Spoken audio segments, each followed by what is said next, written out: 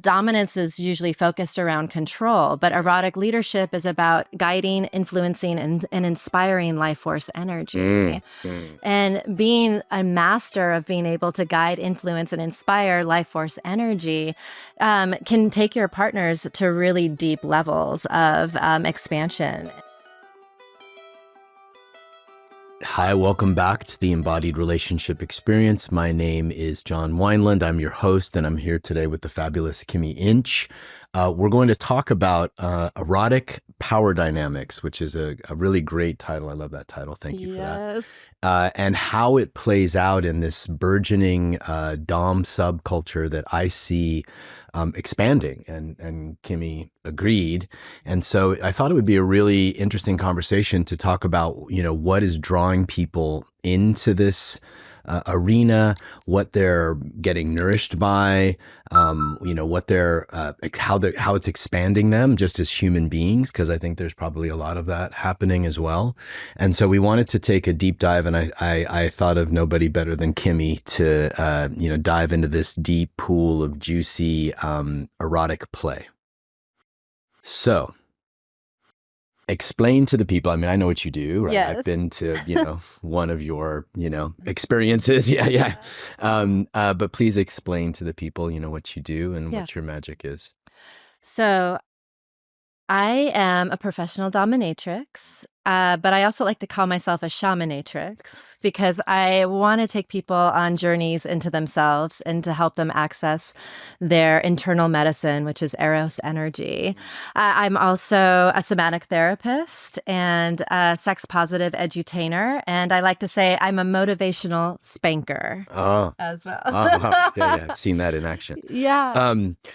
Yeah, I just right away, talking about this idea of magic, you don't normally hear that. I mean, maybe in your spaces you do, but I think out in the, as people get into this idea of erotic play and one partner being in a dominant position, one partner choosing to be in a submissive position, we tend to think immediately that kind of, creates charge, and immediately there's sort of like a little like, oh, which one would I like to be? Or, But I love this idea of looking at it through a shamanic lens, because I imagine, and I've sort of seen this in my own journey and my own practices, and I've seen it in your space, that it really does kind of become this field, like a shamanic field, Right. that people are just being able to access deeper parts of their magic. And so I'm curious if you could just expand on that a little bit, what you've seen and how, so people aren't just coming to it because they want to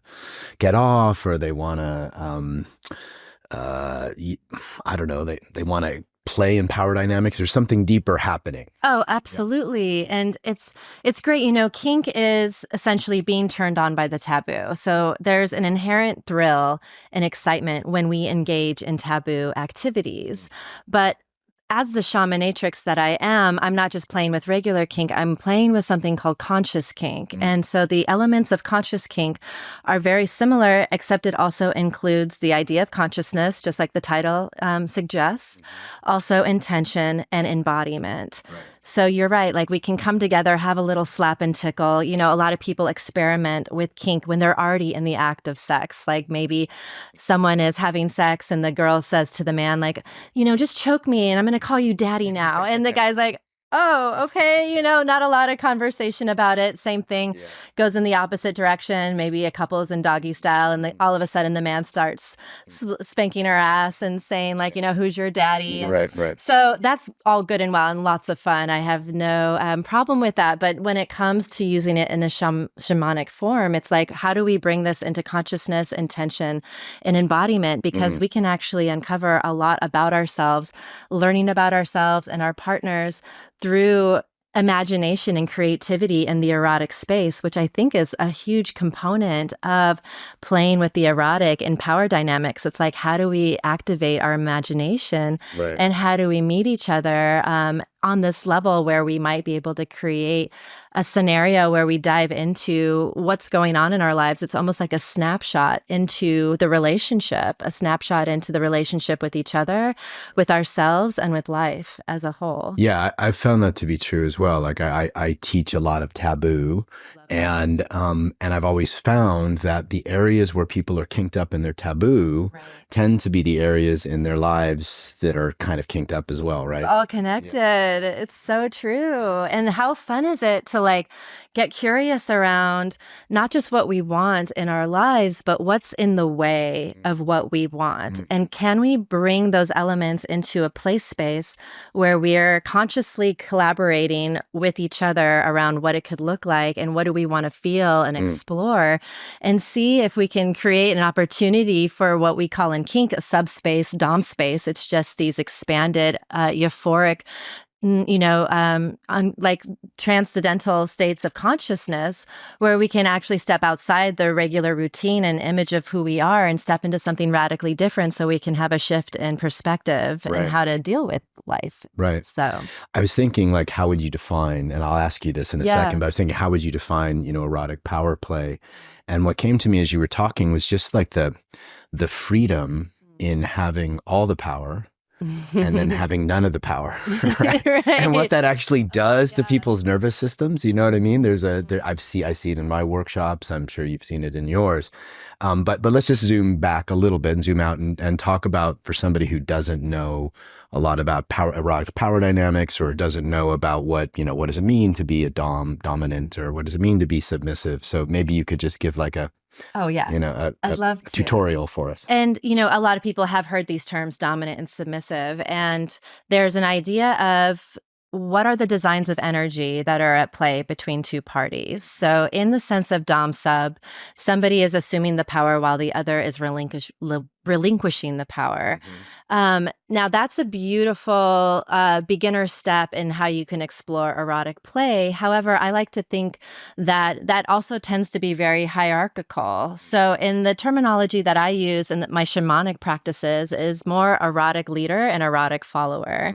I like to feel like the erotic is a dance between two parties, and these components are necessary where each can be masterful and each are needed to create the dance. But an erotic leader is different than a dominant person, because dominance is usually focused around control, but erotic leadership is about guiding, influencing, and inspiring life force energy. And being a master of being able to guide, influence, and inspire life force energy can take your partners to really deep levels of expansion. And again, I was mentioning the dom space and subspace, again, as those altered states of consciousness where people, yes, they feel an immense amount of pleasure, but they also feel a oneness with God. They also feel unconditional love. They also are expanded in ways that they don't feel in their 9-to-5 jobs. And they get to let go of those roles where they can step into something else. As kids, we used to make believe and play all the time. And I think it's a little tragic that we lose that level of creativity and imagination. Bringing that into the bedroom helps us flex muscles around being creative, around showing up with what is, but it also helps us step into ideas of what surrender means. Like, we can talk about surrender all day, but when do we get to practice surrender? I can say to you, like, I feel like I have been, kind of in my control freak. Would you tie me up? And relinquish, actually put me in a situation where I have no choice but to let go, because I am completely immobilized and you're guiding me through an experience where I can just open and exist and be. And then maybe when I really feel that viscerally in my body, I can bring that into my work life. I can bring that into my daily life and remember, I do have the capacity to let go. I do have the capacity to trust myself. And it feels really good and when I can do it. So Exactly. So the dominant sub, dynamic is a really classic idea of what polarity is. Same thing with, feminine and masculine. And these are just polarities that create the amount of tension that can create that electricity and that draw. Now throw in the taboo. Then you get a little bit of elements of shame and the naughtiness. Like, these are the things we're not supposed to be doing, where people, can struggle with it if you're not conscious enough about how to hold it, but it can actually create a lot of thrill. There's this quote I love by John Waters. He's a famous director, and he says, I'm so glad I was born Catholic because sex will always be dirty for me. And it's like, let's embrace these elements of like, ooh, we picked up our shame from somewhere. We're not supposed to be doing these things. You bring that in with consciousness and it's just electricity. And that's what releases these chemicals that create the altered states of consciousness that we're striving for in the first place. And we're still living under such a deep, old shadow of, fundamental Christianity, right? I mean, it's really not that long in terms of human history where, where Puritanism was a thing, right? So totally. We have all this sort of pent up energy, I think. Yeah, man, it's kept me in business. Yeah, for sure. Me too. Everybody. Like, thanks for Christianity. It's so great. Yeah, and I love that you mentioned polarity because that's my game, right? And I think that people are craving it. Right? That there has been like over the last 50 years, like we've drifted towards the sameness, right? For good reasons, right? Feminism and men feeling more, but the byproduct of that is that we've drifted into this sort of energetic sameness. And I think that people are starting to realize like, oh shit, for us to have the kind of what you're talking about, the kind of charge and the kind of ecstatic experiences where we can fully surrender, we need to get really conscious about creating spaces where polarity will thrive. Totally. And that's, what keeps me in business. And I think probably leads a lot of people to you. I'm curious because you've been in the space for a while. I'm just curious over the last, say 10, 20 years, how you've seen it develop. Oh, yeah. Because I'm sure it's gone through this whole sort of elevation of consciousness. I know that's your thing, but I'm wondering just in general, how have you seen it, develop, blossom, grow? Oh, yeah. I started working as a dominatrix in 2002. And at the time, I had this idea that I was going to get, paid to be a professional mean person and get paid to tell people what to do and be treated like a queen. And, when I started doing deep inner work on myself and starting to come to realization that, wow, these erotic spaces are just beautiful opportunities for healing and depth and connection where people can be fully expressed, because so often we hold a lot of shame around our desires. Quite often we don't know where they came from. And a lot of the mythology around that is that it comes from our traumas. And I don't necessarily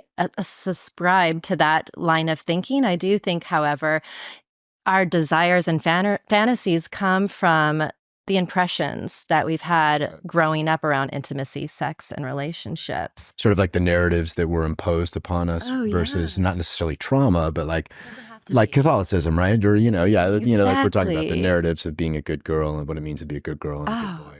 And I love, listen, I have a praise kink all day, but I also really love validation, and I can see how they're connected in a lot of ways. But when I get that itch scratched really well in an erotic space, then it doesn't feel as much of a charge or pull on me when I'm out into the real world, or the default world, if you will. And I start to feel like, oh, I actually had an encounter with a play partner where maybe he tied me up, maybe he took me through some impact play, and I can feel in my brain that I'm having a connection with someone where I'm being witnessed, which already creates an important significance in the subconscious, because the subconscious is thinking to itself, like, this is unique. This is a unique situation.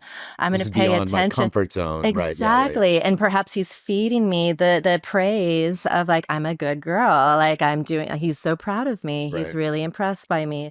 Things like that. And I'm receiving stimulus that's intense at the same time. So there's something happening neurologically where it's starting to rewire my brain. It's starting to rewrite my belief systems.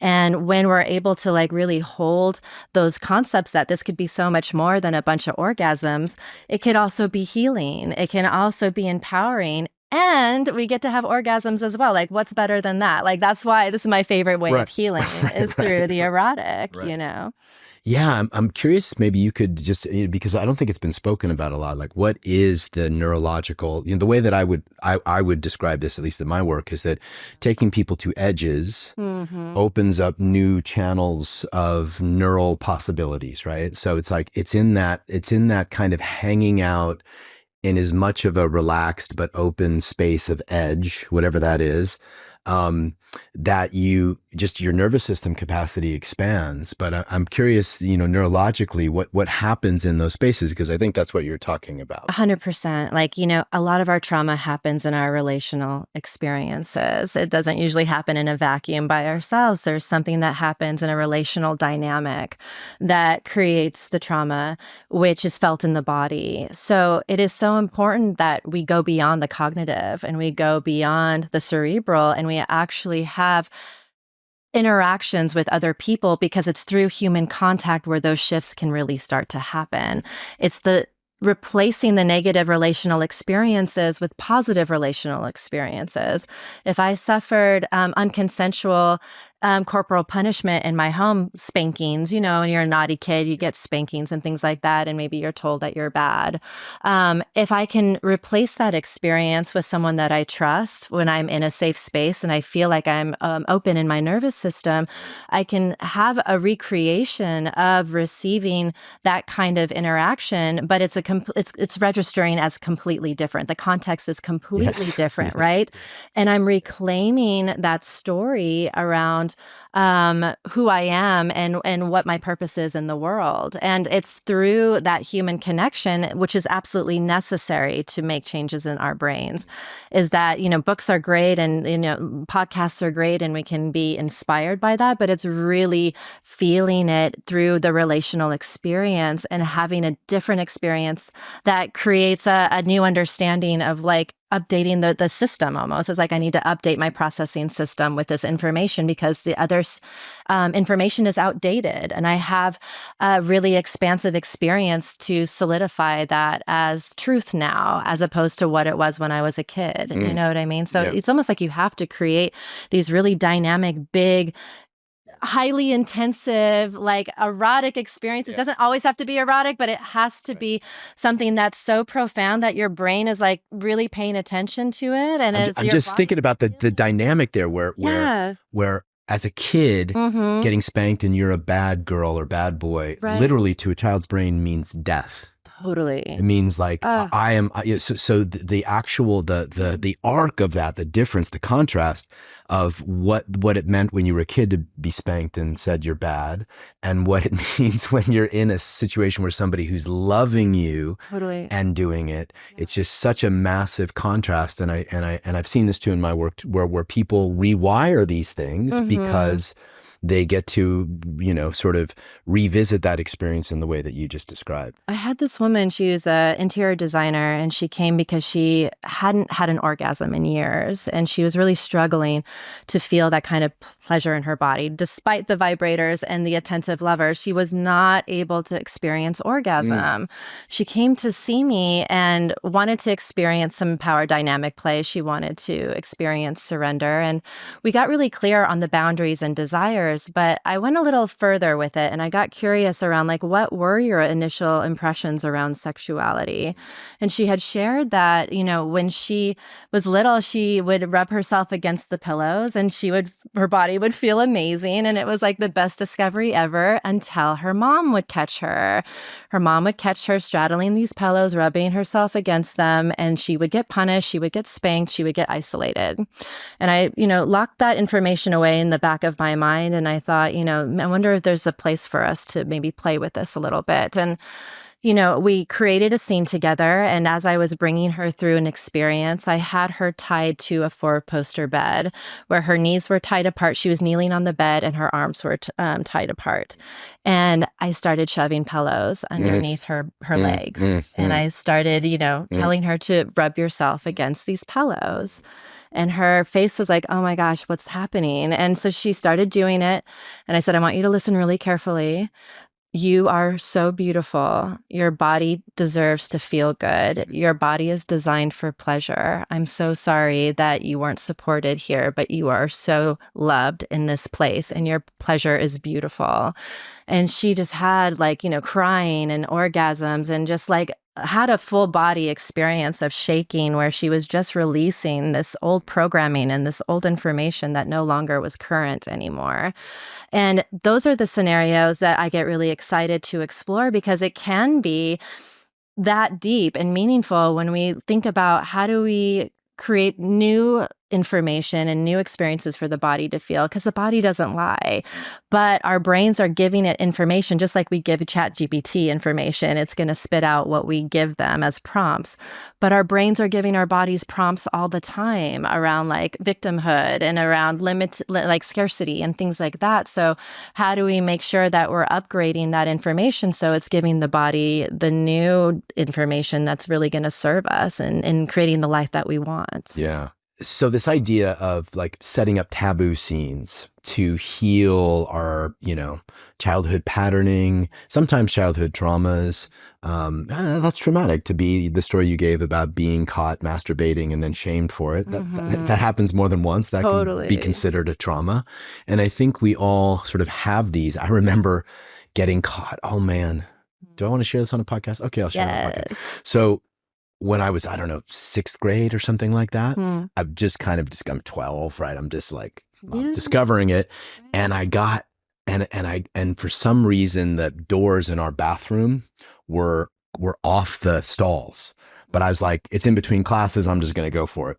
And I'm in there and one of my friends walks in and catches me. Literally, by the end of the school day, it was all over the school. Oh, wow. That, John was jerking off in the bathroom and da-da-da-da. Oh, no. Oh, yeah. I mean, I'm not sure maybe there's a scene for that. Wow. But yeah. And I think the way that we get shamed around discovering our sexuality lodges in us kind of like very few things do.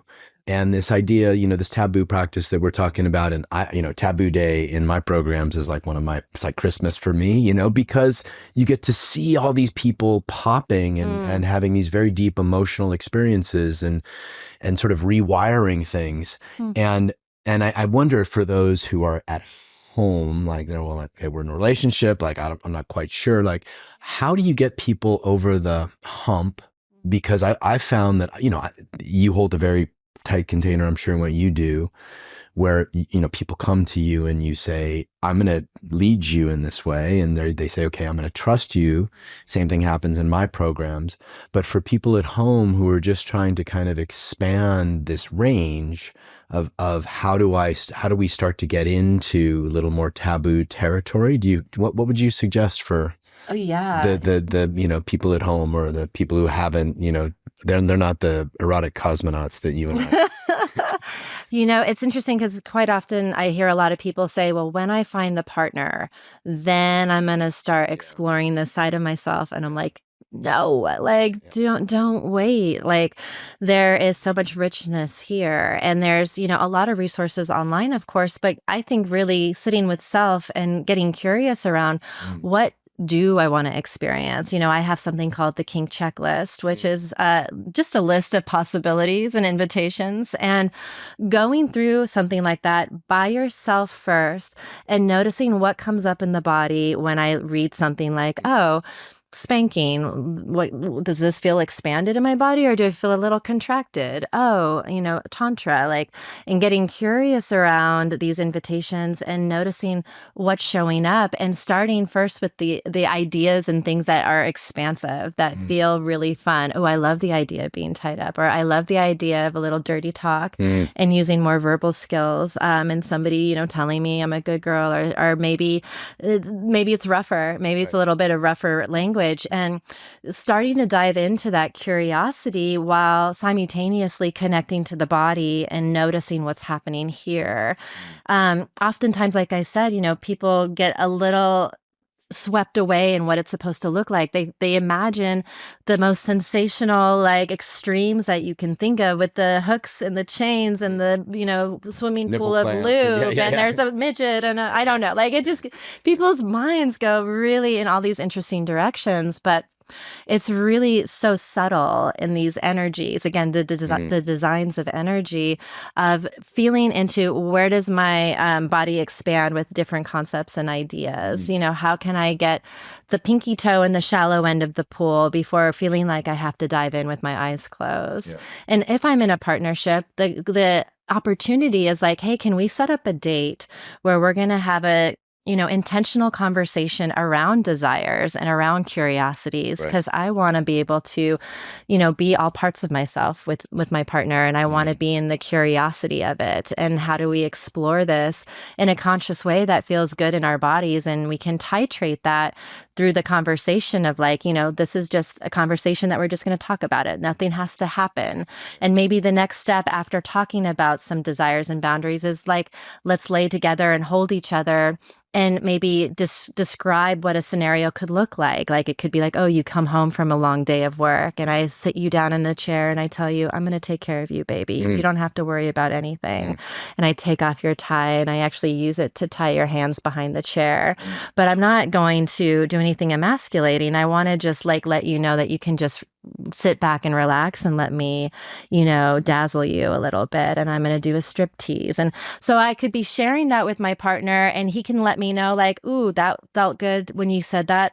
Ooh, when you said the thing about tying my hands back, my body didn't like that one. Okay, no problem. Let's keep leaning into the fuck yes energy and let's just start there. And then as we continue to play and grow together, then we might get a little curious about the things that were the fuck maybes and the fuck no's. And we start to feel like a little more confident in ourselves and each other to expand to something that might be a little more extreme. But we start at the real basic thing and we trust the body's information. I love this point about using language and just visualization to start the journey. That's how it started to work for me, right? Because I think a lot of men, don't quite know how to talk dirty. Right. They're like, I'm going to say the wrong thing, or she's going to get mad, or, if I call her a dirty little slut, I'm going to get slapped. And but wait, she kind of liked it. And it's very confusing for men to figure out how to use language because language is so crucial. So I love this idea of, not just jumping into a scene, but actually, let's talk about it and be really clear on what feels good.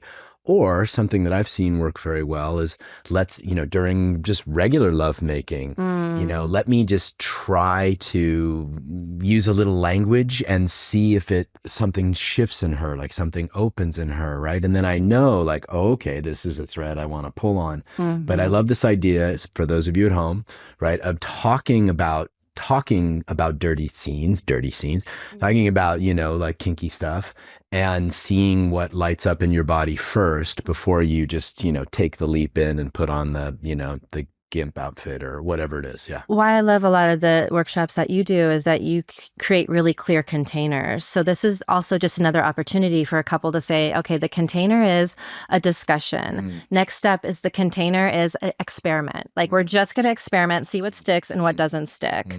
And like, let me know so I can collect the data. Quite often to be a good dom, it's like really having the roadmap, like, where do I begin? Like, how do I make this all fit together? So collecting the data is really good in knowing where do I start? Like, how do I get the ball rolling here? And again, I say start with the fuck yeses. Like, if there's anything that you're considering trying that's a or a like, nah, just leave that for now. Like, just lean into the fuck yeses. And then maybe the next container that the dom or the person leading the experience can set is like, okay, we're going to actually just play for 20 minutes and we're going to focus on these 3 aspects. And then we're going to see what happens. And like continuing to titrate, especially if a partner is hesitant or a little nervous about these explorations, it might be good to continuously set the containers so that you can continue to check in with yourselves and discuss like what's working, what's not working, and be collaborative and teammates about it, as opposed to feeling like it's always on one person's shoulders versus the other. So it's like, how do we be a team in this and work on this together? Yeah. Yeah. It's such a, the reason why I love those kinds of scenes, because it is, like I said, so naturally polarizing.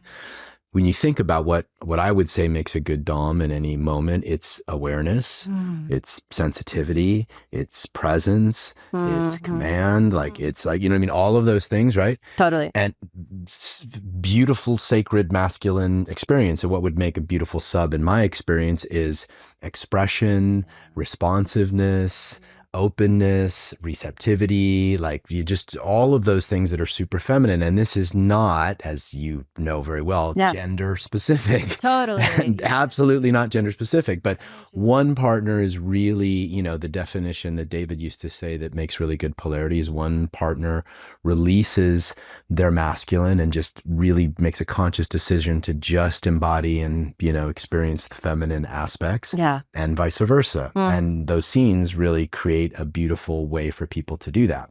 And so I think that's part of the reason why it's happening. So, you know, there's just, I mean, I see so much more of it on, you know, on social media and, you know, so many more people that I'm meeting, but not a lot of people who've been in since 2002. Right. Yeah. So yeah, let's just jump into like what does make a good dom and a good sub in any sort of experience. Because let me just preface this a little bit, because I see people like they can set up a beautiful scene, even a pretty detailed scene, but they don't actually the embodied capacity to live into it. But maybe it takes multiple times, but I'm just curious, like how do you get people out of the role play? Like I get this complaint all the time, like, yeah, we set up a role play, but then he was like really tentative, and then so I couldn't surrender, and you know what I mean? And totally. And so how do you get those things to really jive? It shows up all the time, because I mean, look at the images that we're learning from, like the stereotypes and this generic idea of what dom sub dynamics look like. It's like, you know, it feels pretty, you know, two-dimensional. It doesn't have a lot of depth and possibility there. So you listed some great components of leadership, for example, the presence, the accountability, but also the surrender. Like, how do I, you know, hold the balance of creating a container and having a structure, but also being able to trust whatever's showing up and being in a surrendered state to what is showing up. Right. And then also to maybe the higher power who's influencing my movements, if you believe in those sort of things, or my higher self that is influencing my movements. Okay, well, let me double click that. Yeah, please do. Surrendered as a dom. Yes, that's great. So you just like, can you dilate that concept? Yeah, can I share a little story that illuminates this a little bit? Yeah. So I had this couple I was working with. They'd been together for about 15 years and had a really good relationship, but their sex life was pretty stale, and they were looking of ways to kind of, you know, spice things up. Right. And so they called me. They let me know that when they would explore the power dynamic of dom and sub, she wanted him to be more dominant. He wanted her to be more submissive. They just could not get it right, and they didn't know what was going on. So I said, let's play. Like, let's just get in the room. Let's play. I'm going to co-lead with the man so he can watch what I'm doing and I can watch what he's doing, and we can get some more information there. So at a particular point in the scene, we had the woman on a spanking bench because she loves impact play. She wanted a spanking. So the man is giving her a spanking as I overlook the scenario, and she starts to interject, like, can you go slower? That's too hard. Actually, no, a little harder than that, though. Wait, can you like rub in between, you know, just like interjecting. And I can see him like, you know, getting really annoyed, and he's not connected to her anymore. So I call a timeout and I said, you know, like, what's going on for you? And he's like, well, this always happens. She takes my power and she's topping from the bottom, and she says she wants me to dom, but she's like doming me. Yeah. Like, isn't it my way? And she's like, you know, well, how are you going to know what I like if I don't tell you? And I, you know, my voice matters and this and that. And so I'm like, okay, guys, you know, let's hold on a second. So I say to him, I'm like, listen, what was your intention for doing this? Let's go back to that. He's like, my intention was to be in pleasure and to be in connection with my partner and to have fun and to trust the process. And I'm like, okay, like, do you feel like that's what you're doing? And he's like, no, I'm pretty pissed off, actually. And I'm like, okay. So I think that there's a belief system happening here where you think she's taking your power, but that's not possible because innate power can only be given. It can't be taken. And you're giving your power away to her because she's not showing up the way you want her to show up. She's not just like, oh, master, yes, whatever, you know, like she's kind of giving you a little, you know, push and pull, and you're getting into a power struggle with her. So you're giving your power away immediately in that scenario. Which might be her unconscious test. Yeah. right? Anyway, right? Absolutely. Like, I'm Yeah. going to be bratty and see if this Can you take collapses it? him. Can you take it? And it did. Yeah, And it yeah, did. He yeah, took yeah, the bait. And yeah, so, but she was funny because she's like, yeah, see, and I'm like, no, bitch, hold on a yeah, second. yeah, yeah. Like, you keep saying how you want him to lead and to dominate you, but you're not making any space for him. In fact, I'm curious if there's some trust issues going on here. And there's something happening. It's a snapshot into the relationship. So I said, like, what else could you have done? Like, is there anything else you could have done besides getting your ego a little bruised? And he's like, I guess I could have called a timeout and just said, hey, something's not feeling right here. Let's talk about it. I'm like, totally. Or you could have said, like, oh, you have a lot to say, don't you, miss? Like, why don't you lift your head up? I want you to look me in the eyes and I want you to say all the things. Say all the things you think you need to say. And when you're done, put your head down, take a deep breath, and know that I've got you. Do you understand? And he's like, oh, and she was like, ooh. And then he's like, I guess I could have also put something in her mouth. And I was like, yeah. I was like, sounds like somebody needs a ball gag. And she was like, ooh, yeah, or something else in the mouth. Who knows? But yeah, ball gag could have been it. Or maybe he's just spanking her and saying like, oh, I love your voice. What else? What else? What else? What else? What else? Until she's worn the fuck out. Yeah. You're not shook at all. And you're completely connected to her. And, they were really surprised to hear like, oh yeah, there's something coming into the space and there's thousands of strategies that I can meet this situation. But instead of leaning into eros, I'm leaning into ego, and ego's taking me out of the intention. So how do I lean back into the intention? Because, saying like, oh, she's taking my power. But like, think about how this happens to us on a daily basis. Like someone says something to you and maybe doesn't feel good and your ego gets a little ruffled. Instead of like, trusting in yourself, and maybe you could play off of that and a little friendly banter back. And they're like, oh, hey, and happens all the Tussle. time. It's a little tussle. Yeah, it's like, tussle. let's play. Yeah. We're fucking playing here. Yeah, like, tussle. oh, this is what's showing up. All right, I'm going to play with this, not get pissed off because it's this. You know what I mean? And so to me, the leadership and the followership is like really becoming aware of our strategies and how do we connect to eros, which is all about curiosity and embodiment and intention and flow and play and unlimited possibility, as opposed to ego, which is going to be, it's especially the male ego, right? But I didn't want to say it, but yes. No, it's true. But the way that I've always seen this concept play out is that whoever's directional is exerting their masculine. Right. So whoever's expressive is exerting their feminine. So if you are wanting to be submissive and in the feminine, then is there a way? And maybe this is something that can be negotiated ahead of time. Like rather than you tell me what to do, you express good or bad. Like, means no, not like that. Totally. Means yes, more like that. And then we find, and you give me a little space to find a thing. And right.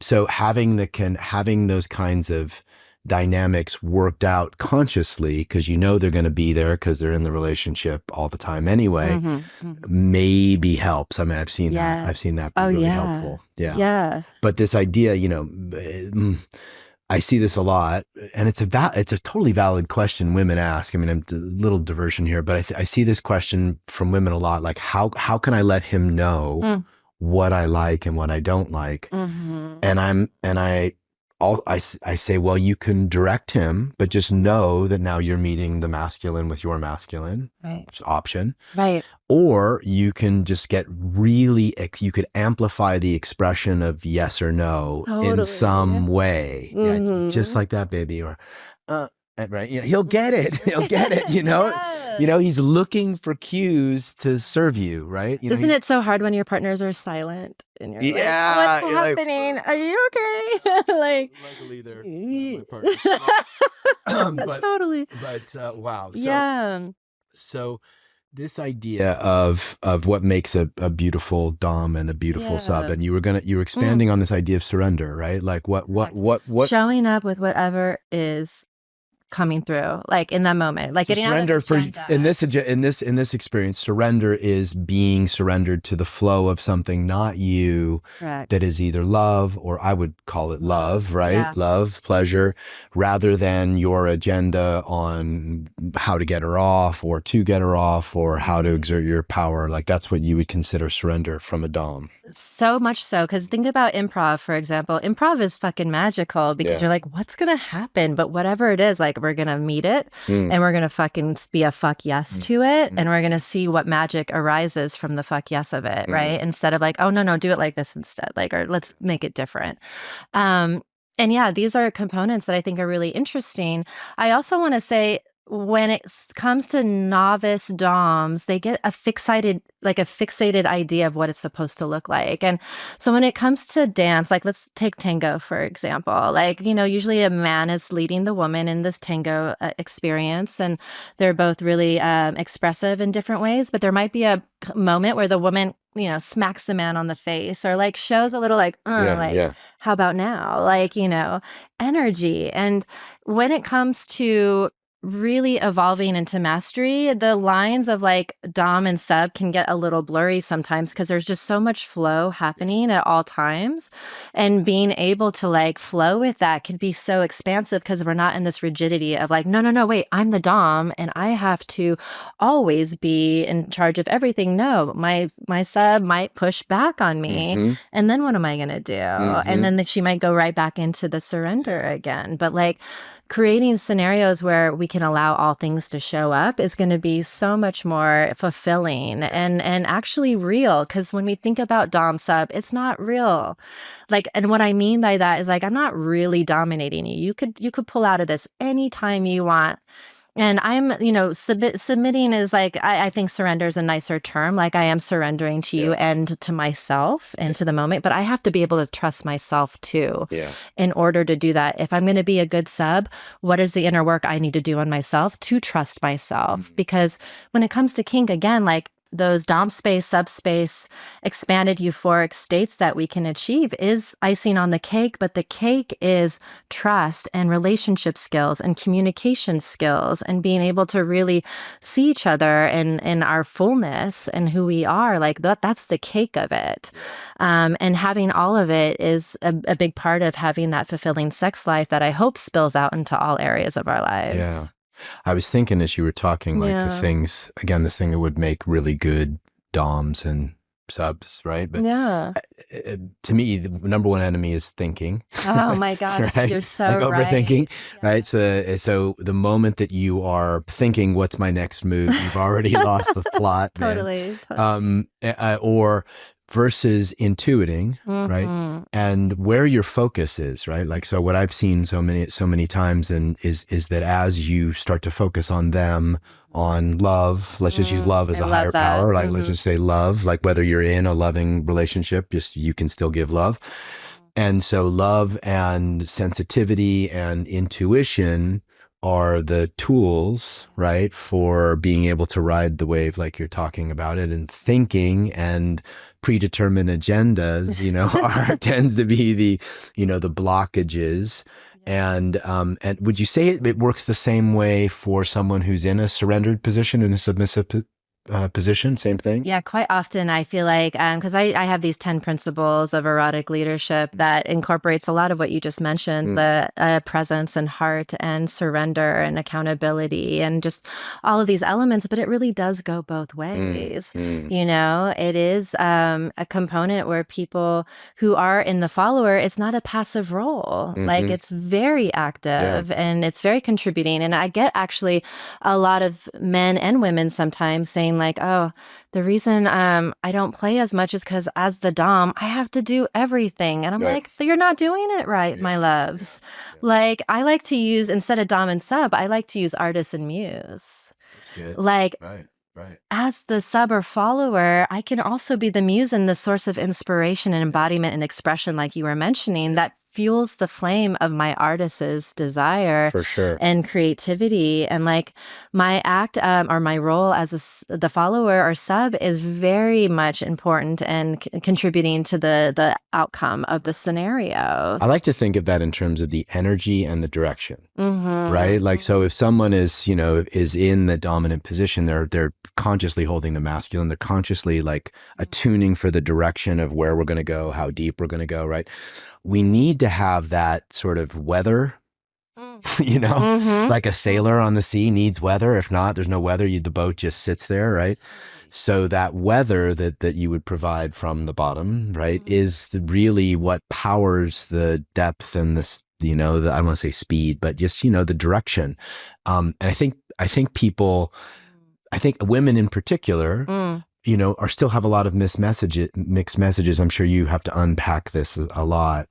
And men too, like, I've noticed that there's so many men that love being in submissive roles. So maybe you could just talk about like what are the blockages and what are the tools that someone who wants to surrender more can surrendering is so good. Like it really is, it's nice to, especially if you're in a day-to-day situation where that's not always possible, having some time carved out to experience it is so nice. And I actually work with a lot of dominant men. And as someone who's a switch myself, I'm both submissive and dominant myself. When I approach a dominant man, I'm not interested in humiliating or emasculating him per se. I'm interested in him being in a state of beingness for a period of time. And I even use like a lot of storytelling. Like I'll say, imagine that, it's back in the ancient times and you've been at war and you're coming back home after the war is over. Before returning to society, you're going to stop at the priestesses at the temple where the priestesses are. Yeah. And I'm the priestess. I'm going to actually strip off your armor, literally, but also energetically strip off the armor that was built up from the years of being at war and being disconnected from your heart. And I'm going to use these different tactics to help you return home to your heart again. And it might include bondage. It might include some impact play and some intense interactions. It might include love making. It could include a lot of different things, but the intention is to help you return home to yourself and to remind you that you are loved and appreciated for who you are, not always for what you do. And giving men an experience of that, especially very dominant, powerful men, oh my gosh, like the release that can be received, and they get back into their hearts and they get back into their power again. And then they're like, now I'm going to throw you over my shoulder. And I'm like, yes, because I love, like, when I play, I love to kind of go back and forth. Yeah. Like I like to do that dance of like, let me lead you a little bit here and then you lead me. And I feel like the more evolved people are in their healing and where they are in their evolution, the being really rigid in how energy flows is loosened up a bit, and we can actually do that dance. We can actually much play. More fluid it's so true. And relationships get fed and nourished much more deeply in fluidity. Like one of the issues that has sort of come from my teacher's work is that men tend to think they always need to be in the masculine, women tend to think we have. And if there's any deviation from that, there's somebody's doing something wrong. Either I'm doing something wrong or she's doing something wrong. And I think that is dissolving, thank the Lord, right? Totally. As you were talking, I taught this, I teach at Burning Man almost every year. And I taught the thing on what I thought would be sacred dominance and submission. Cool. And to me, and you've kind of already touched on this, so I think we're on the same page here, but to me, what makes a really deep dominant erotic play is that I can intuit, because I'm so locked into you, because I'm so in love with you, because I'm so grounded, because I'm so in my body, I can intuit what you need that you might not even know you need. Mm-hmm. It might not have even been discussed in our boundaries, right? It might not, you know what I mean? Yeah. Right. And that capacity to actually now, and this, of course, this is an art, like dancing, right? I think the tango's perfect. Like, you're not going to step on the floor and like rip, in a tango class, your first time, right? This is an art. Like in all great arts, right, you have to cultivate it. You have to spend time on the mat. You have to like practice all these things.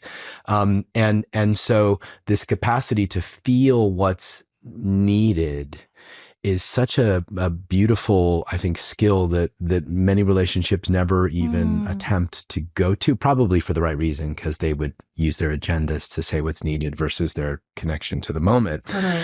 But I'm curious how you would see that reciprocal of that in somebody in the submissive position. Like 100%. how are they feeding their partner spiritually in their surrender?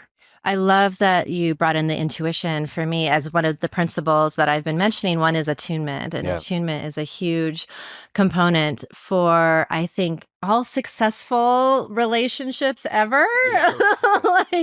I really do think, like, if you're having an expansive erotic session with someone and it feels so good, it usually boils down to the level of attunement that's happening. And it's the holding the me and we simultaneously while using discernment to honor both.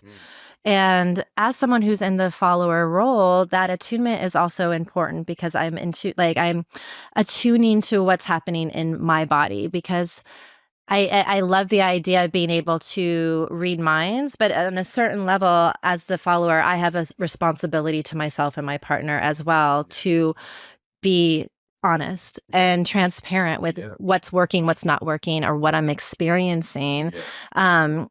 And sometimes that can be challenging to verbalize when we're in an expanded erotic state. But that's why the attunement process is an ongoing thing. It doesn't just happen in the beginning and then at the end. It's something that's happening simultaneously.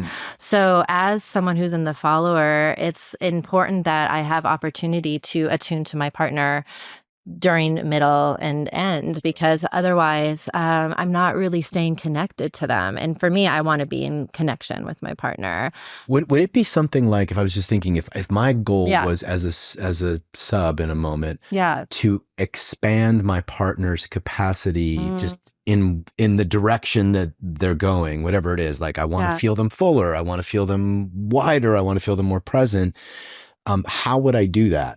Yeah. If that's my intention. No, it's a good question, because we can easily become erotically drunk in these scenarios. And because there's an intoxication that's happening. Like, we're not sober anymore when we're drunk as fuck on Eros energy. But the idea of where an individual is at in their own comfort levels of themselves is going to be showing in the play session. So you're right, like being able to be fully expressed and in the freedom and wildness and unlimited possibility of what you're feeling and experiencing is going to be such an important part for your leader to experience, like that expression and the embodiment of that Eros energy, because it's enlivening, it's inspiring, all of these things. But, you know, as someone who's in the leadership position, I also have to kind of remember that on some level, I also need to be a little bit of the designated driver in the scenario. And like, you know, and not to, you know, rain on anyone's parade, but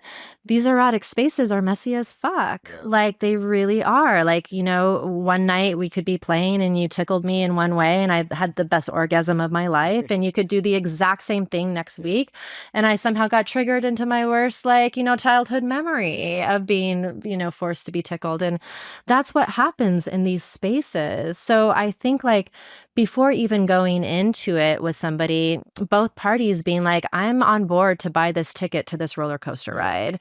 And there's going to be ups and downs and there's going to be some surprises, but it's worth the thrill of the ride. And that's why we fucking do this, is to have an experience of that thrill, of that aliveness, of that life force energy. Because when we learn that we have this within our bodies, we start to learn that we don't need anything outside of ourselves. Like, if anything, as a leader, I don't want to do a bunch of shit to my partner.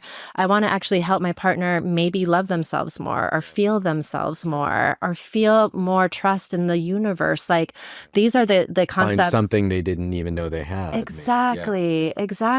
And be able to lead them in that direction. And then also, after the play, it's really important to have a debrief session to really share, like, once the dust has settled and maybe we're a little more sober, having the follower really express, like, what's working, what's maybe needs a little love, maybe needs a little attention because maybe it's not working as well. And how do I express that with love? Can I double click that one too? Please. This is such a big question for women. And of course, you know, as a man, I have my own biases and sure.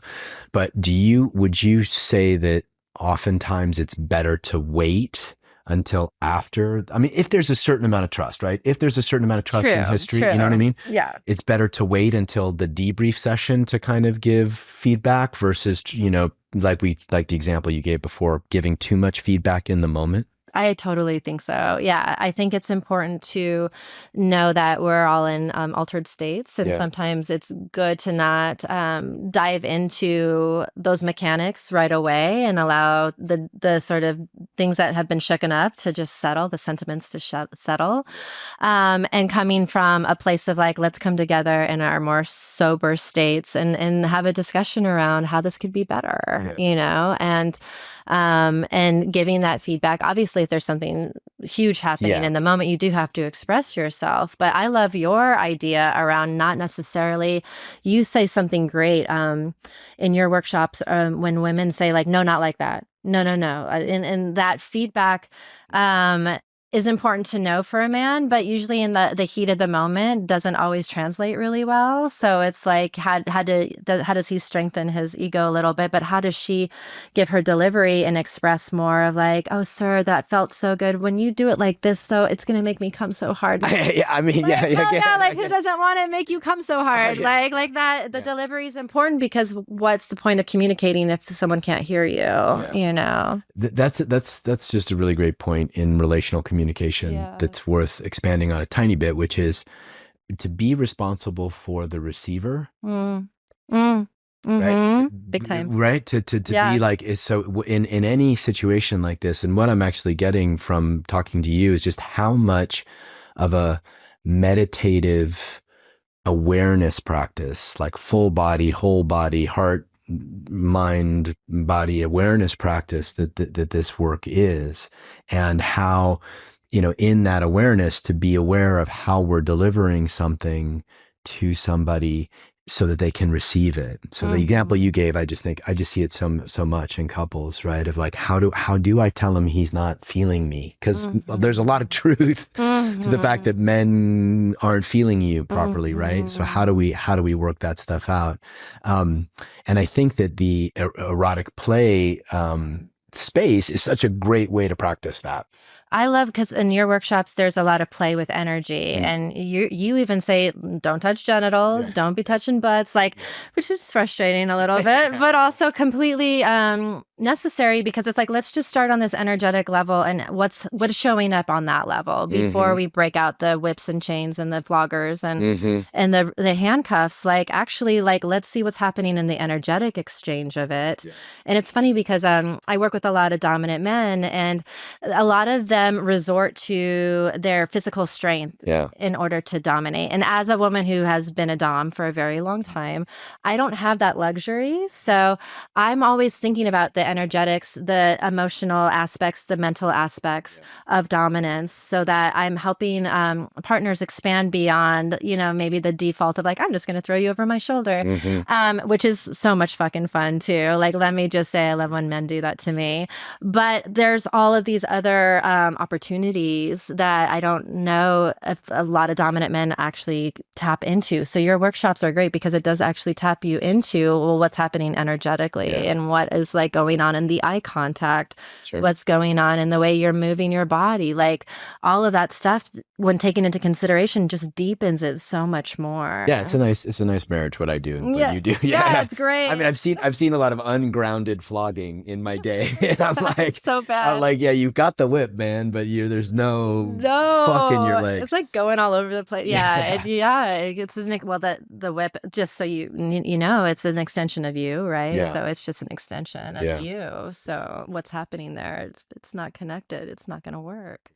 Well, I could nerd out forever. Me with too. You on this. Yeah, this is our happy time, happy space. But I wanted to really touch on this too, because I teach sacred intimacy. I know you really like to bring in the aspect of the sacred and the shamanic into these erotic spaces. So maybe a little conversation for those that are sort of into this work, that want to take it out of the realm of just pleasure, right, or expression, and into, what would you consider making, what do you consider makes this kind of erotic space sacred? Yeah.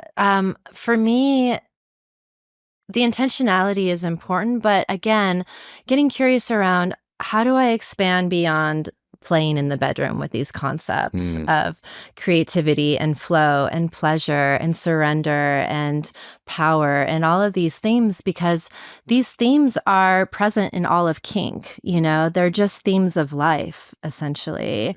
As we've been speaking, I got really curious around the masculine, feminine, leader, follower qualities within my own self, and how playing in these concepts actually helps me strengthen the balance within me, because I start to feel into like, okay, if something's showing up in my relationship, that might lead or point to something that needs to be looked at in my masculine energy or my feminine energy or my leadership energy or my followership energy. And the idea of being able to have places to practice with consciousness and pleasure is such a beautiful way of saying like, oh, I really want to be able to come back home to self again. Because again, with the Eros energy, like we talked about earlier, this is my internal medicine that belongs to me. It's something I'm born with. And if I'm not connecting to it, then I just need to look at what's in the way. But instead of like getting frustrated with how am I going to figure this out, like, no, let's play. Like, let's get in our creativity and our curiosity around like, how do I play with the things that might be blocking me from what I desire? When I have students, I talk to them about like, I would love for you to just do a practice where you're just doing leader for a day and then follower for a day. Like, go out with the intention of like, I'm going to be in my leadership all day. Now, how is that showing up in your body? Like, are you getting your jaw a little clenched? Are you like getting a little, I'm in leadership. Why isn't anyone doing exactly like, how are you doing leadership? And then followership, like, have you turned into a total doormat? And do you feel like kind of, brushed aside, like your feelings don't matter, like getting curious, because now you might be journeying into the shadow sides of what you think dominance and submission is. But when we really get into the higher self aspects of it, there's so much more expansion and flow with that possibility. Like, we're always in leader and follower all the time. We're always moving in between masculine and feminine all the time. Yeah. How do I get more acquainted with those parts of myself so that I have choice at the end of the day? I'm not just operating blindly and unconsciously by default. I'm actually like choosing like how I want to show up in every moment. And being able to do that again is like not just mastery in the bedroom, but mastery of life. Like, I choose the reality that I want to live in, and I know how to navigate with it, and I know how to flow with it. And I think Abraham Hicks also says like he who has control over their own energy and the control of others is the most powerful person in the world. So when you have practice with what that looks like and playing with it, oh my gosh, anything is possible, and it makes life so much more fun. I always like to think about that. I love that, and I like to think about liberation. Whenever I think about, sacred practice, I like to think what liberates something in them that, lets light shine through them more, right? For some people, like for me, for example, like I'm almost always in a dominant position, right? So for me, probably my practice would be more submissive practice. I'll give you my card. Yeah. Playing in the surrender role mode. Not that I actually, when I do it, I love it. And it probably liberates something in me that that gets kind of stuck. But I think that when I think about what makes any practice sacred, whether it's just, good old vanilla sex or the darkest of dom sub dynamics, I think that it's because something gets liberated. Love gets liberated, sort of nervous system energy gets liberated, light gets liberated. And I always like this, one of my teachers used to say, like, can you how does God want you to fuck her in this moment so that she's more, right? Like, so if how would, what kind of phrase would make, the God smile kind of thing, right? And so to just constantly keep that one of this, I think it's so easy for people to get into Tantra and get into my work, get into your work, to really get caught up in the physical sensation and emotional sensationalism of it all, the humanness of it, right? Totally. Which is totally understandable. But I always like to think like, all right, so what would liberate more love between us, even if we're not in a in a romantic relationship? What would liberate love in this moment? And I'm curious, I mean, we've talked about a lot, but what do you see that does that? Like, what are like the ways that you see that happen in your space? Well, it's interesting because you brought up the vanilla sex for a brief moment, and I immediately Which I was love, by the thinking way. about, Yeah. which is great, but like my definition might be different than yours. Like for many, vanilla means the absence of kink, and for me, vanilla is just functional. Like let's have sex and have an orgasm, and for me, I feel like people can use sex a lot like they use fast food. Like I'm hungry, let's get In-N-Out burger. Yeah, let's scratch that itch and get it over with. I just want a burger. But I don't want to fucking live off of In-N-Out burger. I want to have the 7-course 3 Michelin star experience. And people are living off of In-N-Out burger. I think most of America and most of the world is. And that breaks my fucking heart, because when we actually, dive deeper into this, we learn about ourselves and our partners, but it really is like expanding into infinite possibility. You know what I mean? Like, I think that it's important for people to realize that this is the core essence of who we are. Our sexuality is the core essence of who we are. And while people are doing Joe Dispenza and Tony Robbins, and I think that's fucking awesome, by the way, they're amazing leaders, there's a way that we're working almost from the outside in. And I think if we can really start looking into how we're showing up for sex, because how we do one thing is how we do everything. So how are you doing sex? How are you doing intimacy? How are you doing pleasure? And start looking at those parts of ourselves. I tell you, like when those shifts start happening, everything else changes. I've seen it in myself. I've seen it in virtually everybody that spent time in my work, right? Just their whole life starts to expand as their sex starts to expand. And it can happen so many different ways. I mean, you could do breath work, you can do ayahuasca, you can be throwing up in a bucket, and there's all these different ways of going about coming home and evolving in that sense. But I think the erotic is like at our fucking fingertips. Well, the channel is right through the center of the body. Yes. It's right here. Like the deepest part of us is what gets lit up the longer we stay in erotic experience. Like Totally. to the fast food piece, right? If we just have a 5-minute or 10-minute quickie, which is fine. Yeah. But if then we don't really open up these tubes of energy that basically, like, you got to think about it. It's here, between the throat and it radiates out into the entire body, right? And if we don't spend enough time, like, really clearing those and nourishing those and amplifying those and opening those up, we're limiting how much power we can run through our bodies.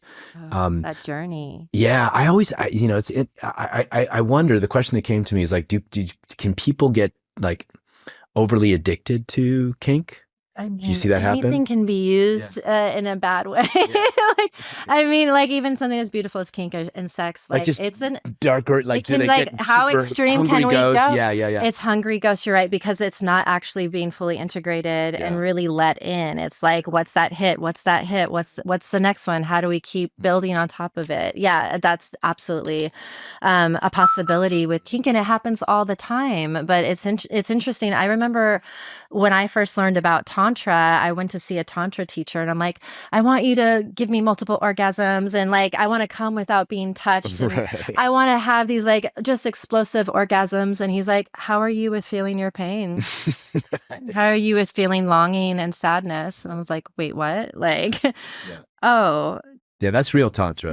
Most people don't really understand. Real Tantra is no bullshit, right? It's not just about, G-spot massage. Yeah. Totally. And like the second chakra is our emotions and our sexuality and our creativity. And it's like, oh yeah, like the feeling. first chakra is our subconscious. There we go. Oh my gosh, so true. Yeah. Oh, well, this has been so much fun, Kimi. Yeah. So really fun. Pleasure to dive into this. And, you're a master in this. And I've just had a few little experiences in that kind of arena. But I really love that since you started 2002, I started 2008. Wow. That this idea of the consciousness and the meditative and yogic practices of intimacy are now actually being seen as something that is like part of holistic health and spiritual development. Yeah, Right. that's And so so, exciting. yeah, thank you for being somebody pushing that forward into the world. And thank you for coming and visiting us. Thank you for being a peer and also the work that you do as a healthy masculine in the erotic world. It's really important. We need more of you. Thank you. And I hope more people are inspired to, yeah, follow that thread of curiosity and learn more about what's possible in the erotic. Yeah. Yeah. Yeah. Amen.